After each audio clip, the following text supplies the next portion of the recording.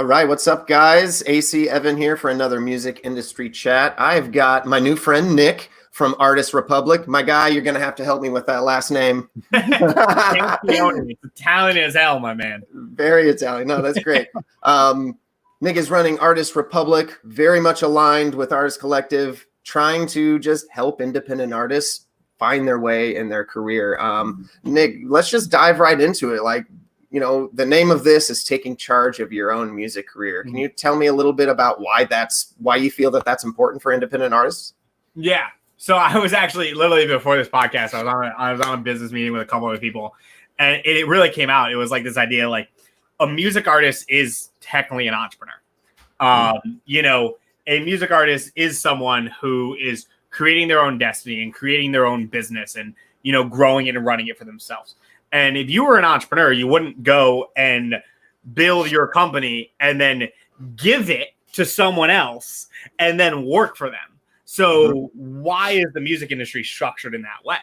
And that's where it really comes down to the music artist is like, it is so important to create and manage your own career because it is your career.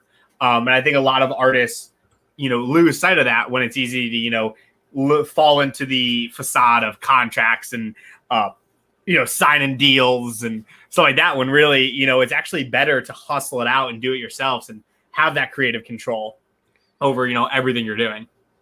Yeah. And I mean, the fact of the matter is it takes time. It takes time to build a business, which, doesn't exclude a music business. And I feel like a lot of artists are reluctant to put in that hustle for the first 10 years. What would you say to those artists?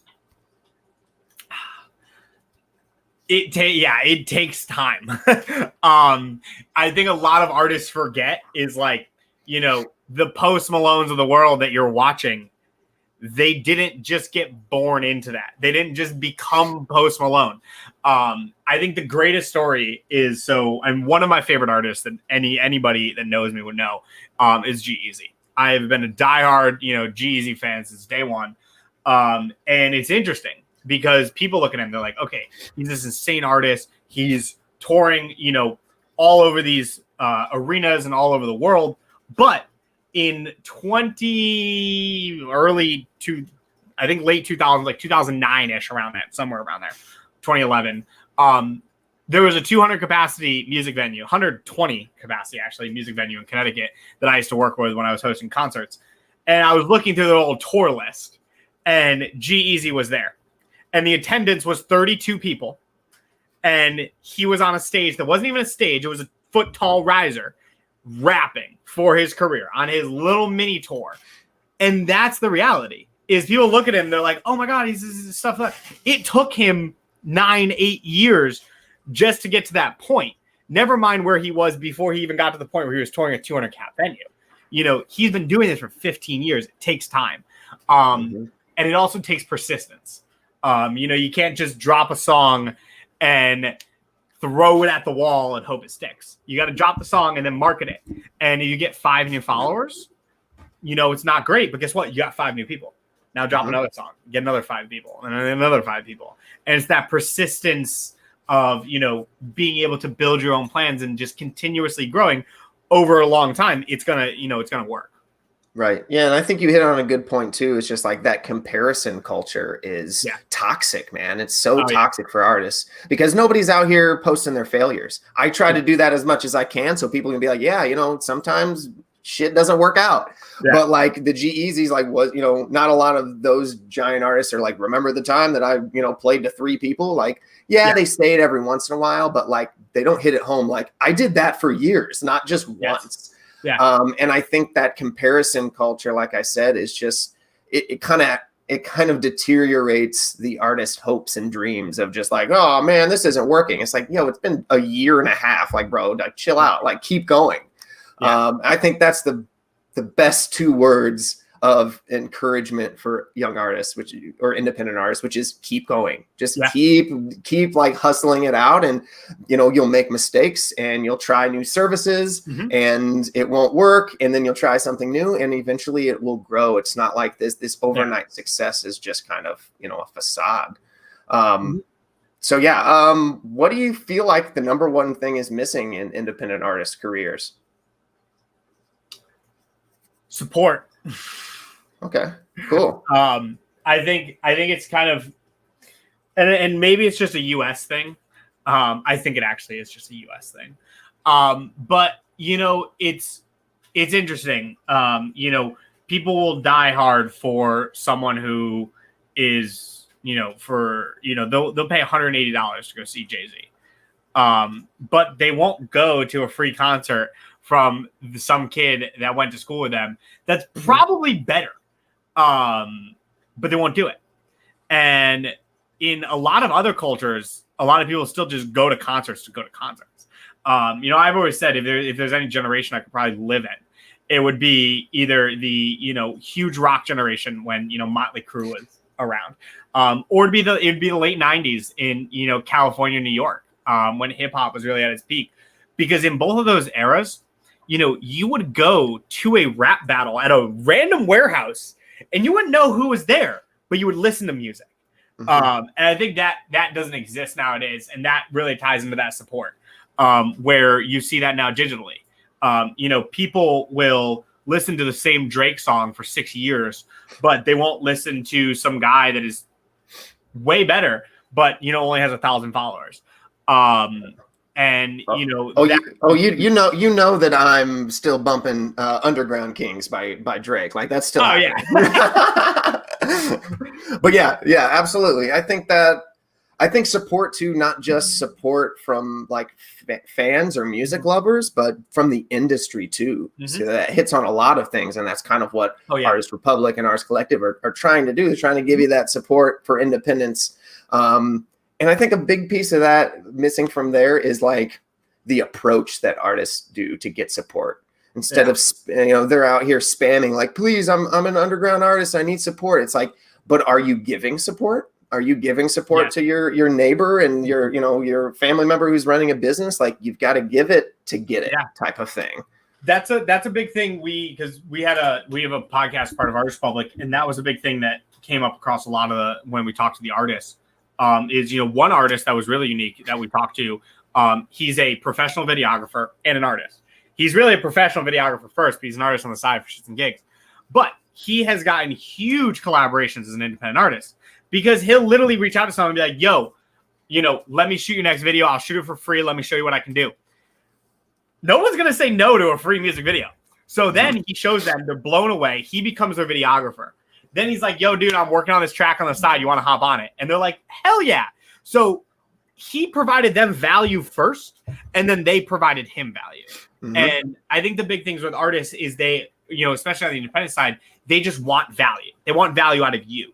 But if you're able to provide value first, and, even if you graphic design, if you're like, hey, I'll build you your next album cover. If you're able to build that, if you're able to start off with providing value, and then that person is going to come back and provide value to you. Right. That's an interesting point. We don't chat about this as much as I want to in terms of like the videographer and the photographer and the designers that do have a huge piece of the music industry without them even knowing it. They may think, oh, I'm not in the music industry. Yes, you are. You're making content and things for the music industry. So you're in it. So I think that's a great point. Give out some free stuff, but make sure you have a cap. Like, okay, I'm only going to do a couple free things, and then I'm going to start to transition into, paying for that commerce. So I think that is an underutilized strategy for artists or producers or anything like that. Yeah, I agree. And even like what you said, producers, like how many artists mix, master, and produce their own songs? Then if you want to get a feature, reach out to someone and be like, yo, I'll master your song for free. Right. I mean, that's that independent culture there. It's just like bartering.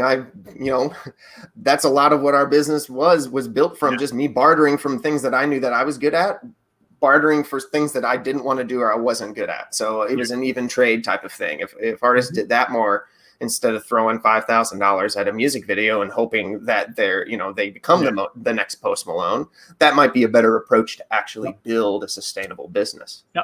Well, that's awesome. You want to talk to us about Artist Republic? Like what's this about?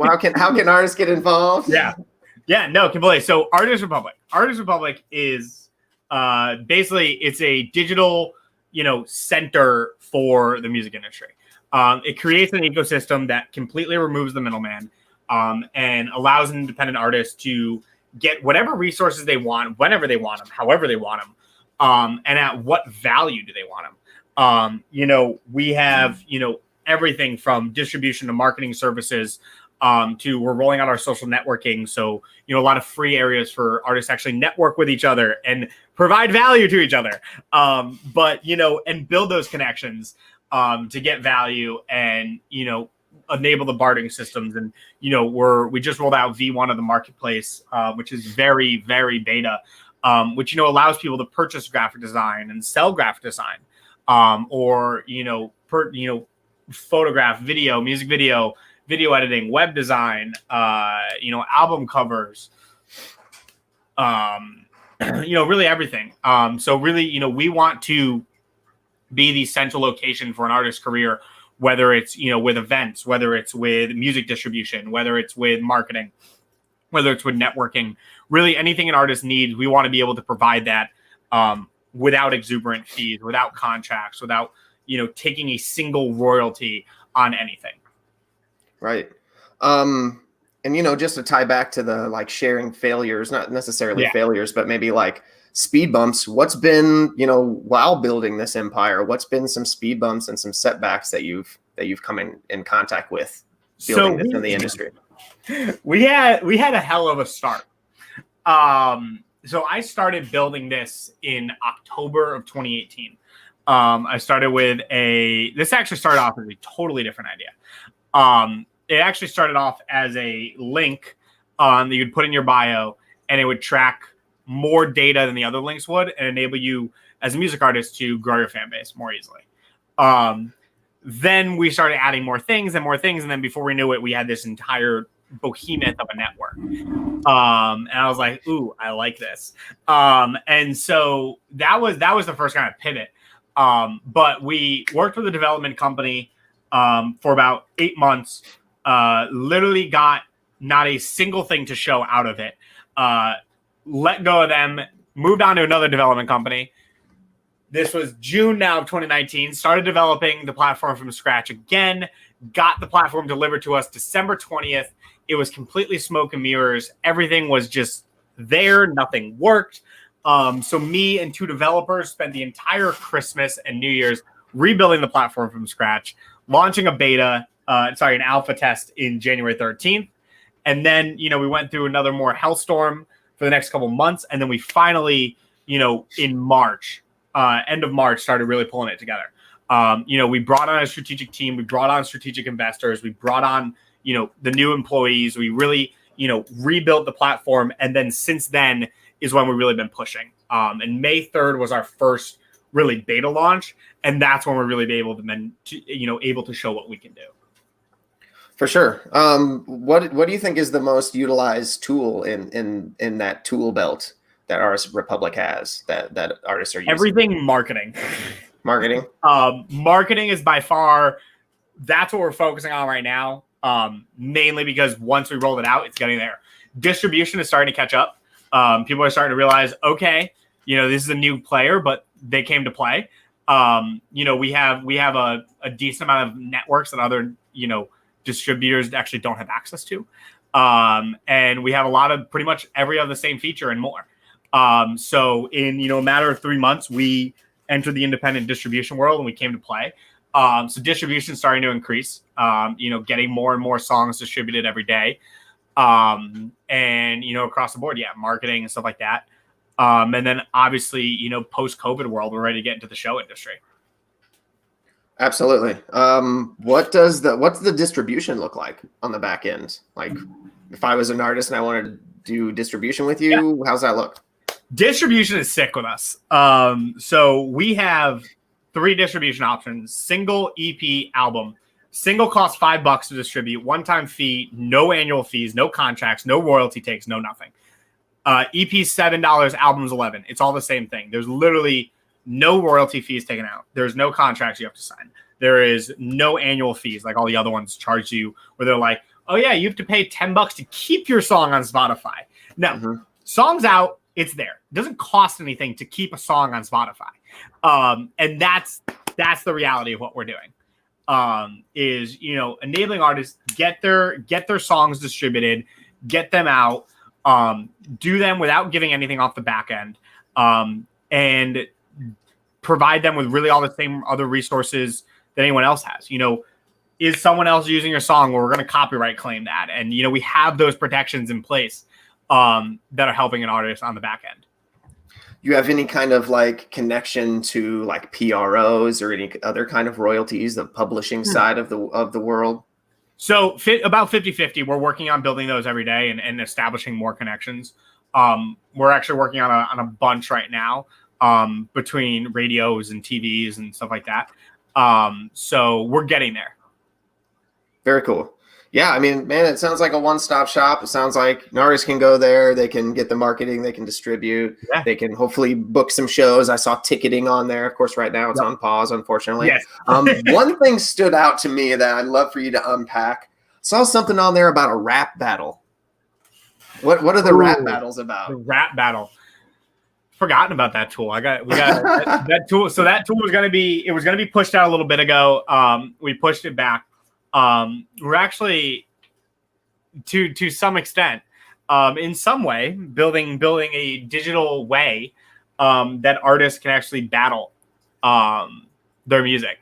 So, like I said, 1990s, you would go to a warehouse and battle, and the top artists would come out on top, and a lot of artists came out of that. A lot of artists that we know of today. Obviously, everyone knows Eminem, but like there's a lot of other artists that came out of that you may not know of, or that know that they started there. And that's kind of the same thing we want to do. Involving the consumers in a digital way of discovering new music through who's the best.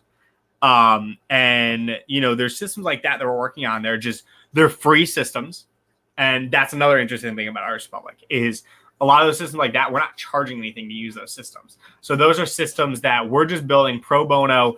If you're on the platform, you can use them for free.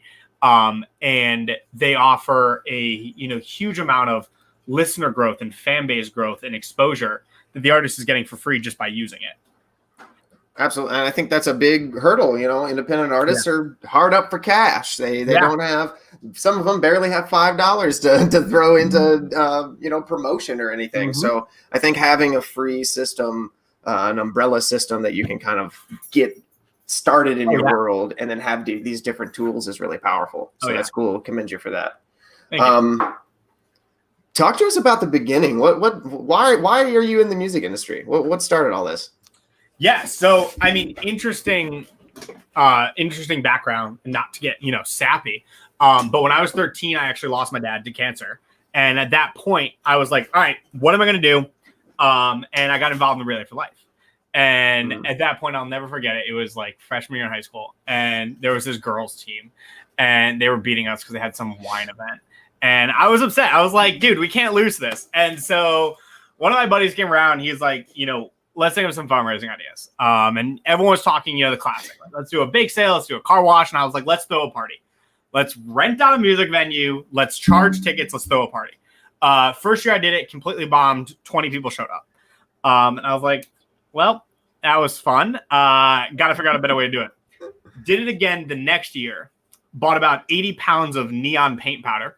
Hosted a huge-ass glow party.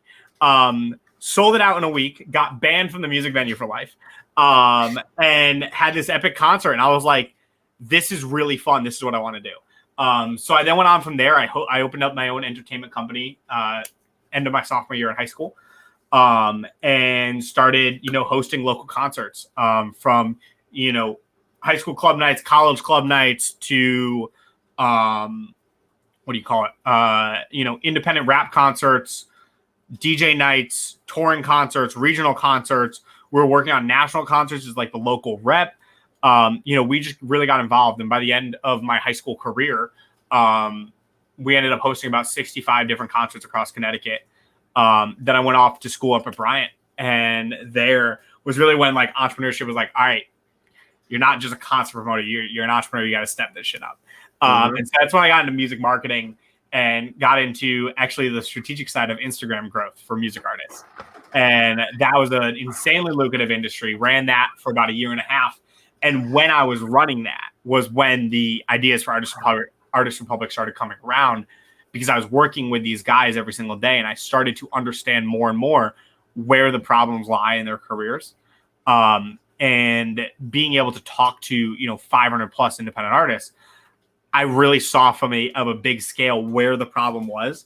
And being the entrepreneur in me, I was like, okay, how do I fix it? And first thought was like, I'm gonna open an agency. And then I started building out the business plan. And I'm like, the numbers just don't add up. And so I was like, all right, I'm going to build a kind of hands-off agency. And I was like, the numbers still don't add up. And so that was when I went to one of my mentors, and he was like, Nick, you're dumb. You're missing it. You can automate the whole thing. And that was when I sat back and I was like, yeah, you're right. So I then went into that process, late 2018, started building out, what Artist Republic would look like.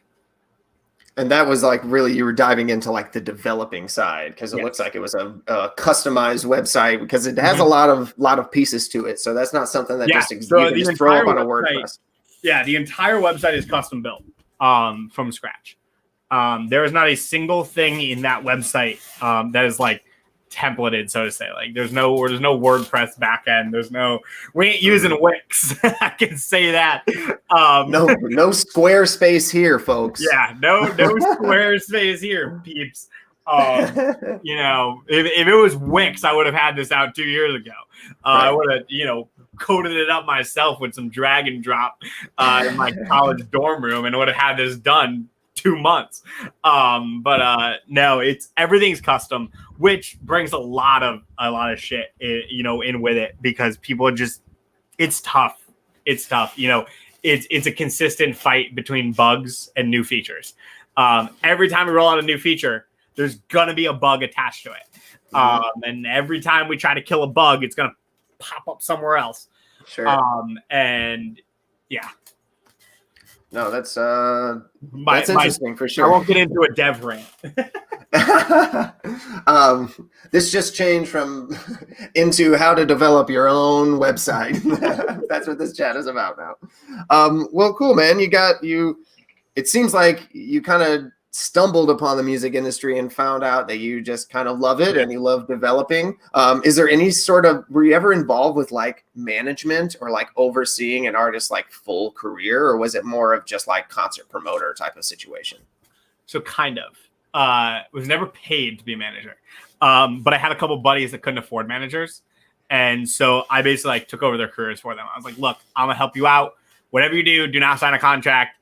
And I kind of made it like my science project. Like my fun science project. Like, all right, how am I going to manage an artist? And then when I started making, significant money from the concerts and, stuff like that, and being so busy, I was like, it's hard for me to do that. And so that's why I basically told them, I'm like, look, here's what you need to do. Here's everything laid out. Stay independent and go do it. And they're all doing, decently well for themselves now. But that was my experience. So I've seen an artist side from a manager's perspective, from a booking agent perspective, because I book tours for artists. I've seen it from the concert promotion side of actually hosting and being pretty much the venue, because the venues that we worked with didn't want to actually run the shows. So they were basically like, here's our venue rental fee. It's all yours. And so, because we just have really good relationships with them, so they kind of just handed us the keys to the kingdom. So I've seen it from the venue side. I've seen it from the artist side because I've been so close with them. There's something about being locked in a green room with an artist, and you learn so much about their lives, and being able to consistently do that and just hang out with these guys. I was able to see it through their lens. And so having all these unique perspectives, I have a perspective on the industry that a lot of other people don't have, especially a lot of the people that have the controllers over the direction of the industry. Absolutely. And I mean, you keep coming back to like staying independent. That's definitely like an ongoing message with your company. Why do you feel so strongly about that? Why no contracts? Just playing devil's advocate. Yeah. So first off, contracts are horrible. I think no contracts, because it depends what you're signing the contract for. And I say that specifically. If you're signing a contract to go and tell your friends, yo, I got a deal, you shouldn't be signing that contract. If you're signing a contract because you realize that you can't get to the next point of your career without that contract, yes, sign that contract. But there's a big difference, and that's a big thing. Is like, who's signing the contract? Are you hiring a manager, or is the manager hiring you? That's a big thing to ask yourself before you sign that contract. But the reason why I say to stay independent is, one of the, there's an artist who's significantly involved in Artist Republic, and can't announce yet, will be announcing soon. And he's made a full successful career off of being an independent artist. He's traveling around the world right now, and he hasn't had a label. It shows like you can do it, because the reality is if you're a music artist, to talk numbers here for a second, it costs $1 for a UPC code to distribute your song to Spotify. So a record label taking 80 to 90% of that song's revenue. Why? Well, when that model was first built 40 years ago, 50, 60, 70 years ago, it costs a lot of money to distribute a song in the past. Between manufacturing the records and shipping the records and having the record store deals and all that stuff, you don't need that anymore. And so, why are you still paying that? Well, because you're paying for their downtown Los Angeles office. You're not paying for your song. You're not paying for your promotion. You're paying for the 1,000 people that work there. And that's the problem. That's why you should not be releasing your song through a label unless you really believe that the label offers you a benefit that you can't get somewhere else. And that's a question to ask yourself. That's why, we're trying to build so many services that go with our distribution or go with the event space and go with, all this stuff, because, we want that question to be in your hands where it's like, I can sign this contract and, give up 30% of my career, but get a $40,000 signing bonus. Or I can stay with Artist Republic. I can invest $3,000, through their marketing tools and get the same results, but I'm going to make more money. But at least you have that option. Right. And you said, basically don't sign unless the label or that contract is giving you a benefit that you wouldn't get otherwise. And I would also just add, and that benefit should be more than that advance check. Yes. A lot of artists go for the advance check when they really don't fully understand what that means, that it's literally a loan that you're just going to pay back. Yes. So it's like the benefit's got to be more than that. Cool, I'm signing this, but are you sending me somewhere? Am I going to a dope studio? Are you paying for music videos? Things like that. Those should be the benefits that you're after, because it just comes down to reassessing what successful career means for you as an artist. Does that mean that you're Drake famous, or does it mean that you're just paying your bills with your music? Is it fame or is it success? You have to really define that for yourself as an artist too. And most artists, I think, never really even ask themselves a question like that. And then they get lost and they're like, oh, well, I see everybody else trying to get a label deal, so that's what I should do. It's just like, but why? Oh, nobody's asked me that before. It's like, well, why the hell not? Damn. So it's just interesting. It's just like talking with independent artists on a daily basis. It's just like, it all kind of comes back to that comparison and just the confusion and overwhelm on what they should do. So I think companies like yours just providing these services that were never available for artists before is really crucial to their success, for sure. Yeah. Well, cool. Well, man, this has been a great chat. You want to just wrap up with how artists can get started with you, and what are the details? I mean, pretty simple. Artistrepublic.com. Enter an email, enter a password, you're all set. Hop on artistrepublic.com. It's Artist Republic with a K, as you can see right here. Yep, right there. Yeah, there. Nope, there. There. Artist Republic with a K. Hop on artistrepublic.com. Literally sign up. There's a chat bot everywhere. It's not actually a chat bot. You actually talk to someone on our team, which is a fun fact. So you can talk to an artist success manager. You can hop in. We can guide you through the process. We can help you out with, distributing your music, marketing your music. You can DM us on Instagram, also at Artist Republic. You can find us on Facebook at Artist Republic. You can find us on Twitter at Artist Republic. We're pretty Artist Republic everywhere. So yeah, that's pretty much it. And And, you know, if anyone needs me, you can always message me. If you message the platform and say, yo, can I talk to Nick? I can hop on. So let me know. Give me Nick. I ain't talking to anybody else. Give me that guy. Yep. Well, that's awesome, man. Well, amazing connecting. I'm sure we'll continue to have this conversation. I know that our companies are very much aligned. Yeah. We're more on the education, like, cool, let's learn some things. You seem to be more of like actual hands-on services. So I think together, you know, we're making the independent music scene a better place. So I appreciate you. And I know that we're going to connect after this. Yeah, completely. Cool, man. I'll talk to you later. Thanks.